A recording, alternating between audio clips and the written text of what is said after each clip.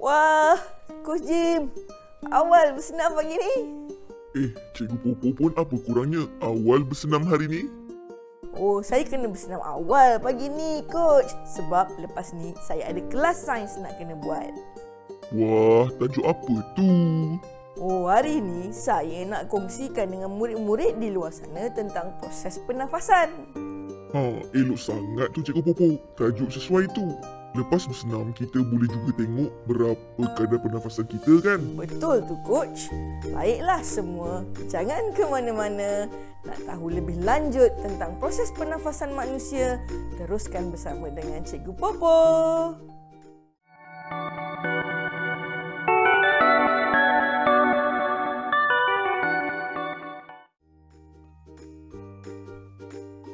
Hai semua, bertemu lagi dengan Cikgu Popo. Hari ini kita akan mempelajari tajuk tentang pernafasan manusia.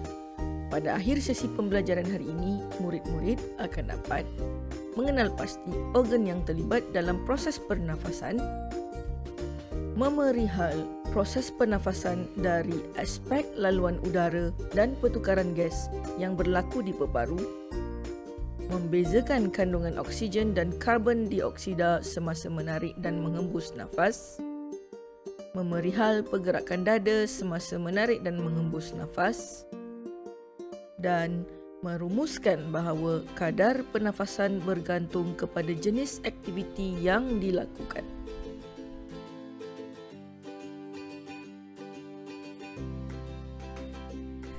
Manusia bernafas untuk hidup.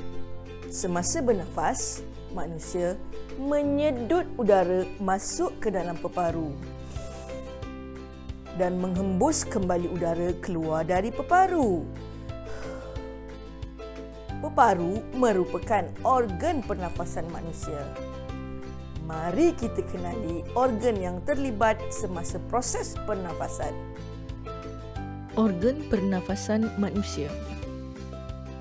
Organ yang terlibat semasa proses pernafasan ialah hidung, trakea dan peparu. Daniel sedang bersenam bersama-sama keluarganya. Semasa bersenam, mereka menyedut udara segar. Mari kita lihat laluan udara yang masuk dan keluar di peparu semasa Daniel bernafas. Oksigen disedut masuk ke dalam hidung. Semasa menarik dan menghembus nafas, udara oksigen dan karbon dioksida perlu melalui trakea. Di bahagian peparu, proses pertukaran gas berlaku. Oksigen akan masuk ke dalam peparu, manakala karbon dioksida pula akan dibawa keluar dari peparu. Pernafasan manusia melibatkan proses menarik dan menghembus nafas. Mari kita lihat dengan lebih terperinci laluan udara bagi proses menarik nafas. Oksigen mengalir masuk melalui rongga hidung, kemudiannya melalui trakea dan akhirnya masuk ke dalam peparu. Laluan udara bagi proses menghembus nafas pula adalah karbon dioksida keluar dari peparu, kemudiannya melalui trakea dan akhirnya mengalir keluar melalui hidung. Tahukah kamu semasa manusia bernafas, wujud perbezaan kandungan udara oksigen dan karbon dioksida yang disedut masuk dan dihembus keluar? Mari kita perhatikan pada rajah ini. Udara yang disedut masuk mengandungi lebih banyak oksigen berbanding udara yang dihembus keluar. Manakala udara yang dihembus keluar pula mengandungi lebih banyak karbon dioksida berbanding dengan udara yang disedut masuk. Pergerakan dada semasa pernafasan. Tahukah kamu apabila kita bernafas, kita menarik nafas dan menghembus nafas. Dalam masa yang sama, didapati bahawa dada kita akan naik dan juga turun. Mari kita lihat bagaimana pergerakan naik dan turun dada ini terjadi. Apabila kita menarik nafas, dada akan naik ke atas dan mengembang. Hal ini kerana udara masuk ke dalam peparu. Dan apabila kita menghembuskan nafas, dada akan turun dan mengempis. Ini kerana udara telah keluar dari peparu. Kadar pernafasan. Kadar pernafasan ialah bilangan pergerakan dada naik dan turun dalam tempoh 1 minit.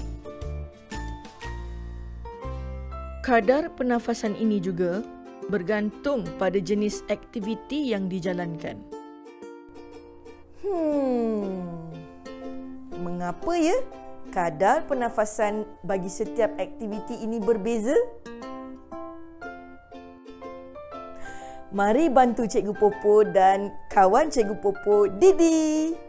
Mari kita kelaskan aktiviti yang ditunjukkan ini mengikut kadar pernafasannya. Kita kelaskan aktiviti yang mempunyai kadar pernafasan yang rendah terlebih dahulu dan kemudian diikuti dengan kadar pernafasan yang sederhana dan tinggi.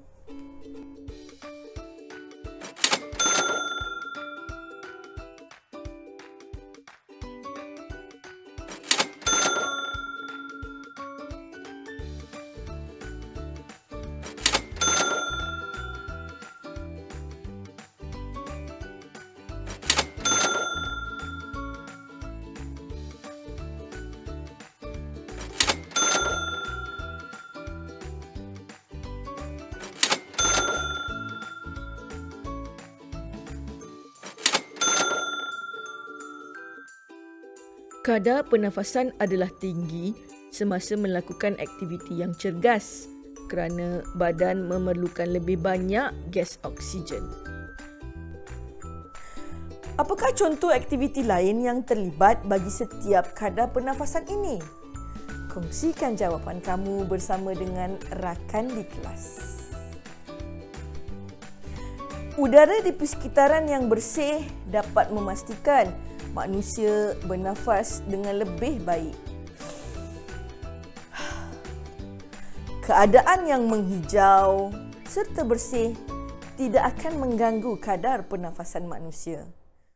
Walau bagaimanapun, terdapat juga situasi atau keadaan persekitaran yang boleh menyebabkan pernafasan kita terganggu.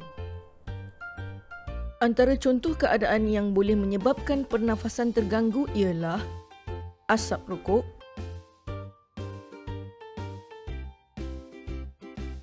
pembakaran terbuka,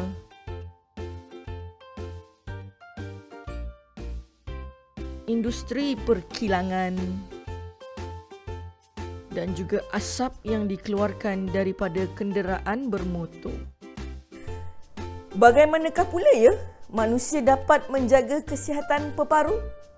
Berikan cadangan kamu dan kongsikannya bersama dengan rakan di kelas. Terima kasih semua. Cikgu Popo harapkan agar anak-anak beroleh manfaat daripada video pembelajaran pada hari ini. Kelas yang akan datang, kita akan bincangkan pula tentang proses perkumuhan dan penyahtinjaan. Jangan lupa untuk menekan butang subscribe agar anak-anak boleh terus mengikuti kelas bersama dengan Cikgu Popo. Sehingga kita berjumpa lagi. Bye. Assalamualaikum.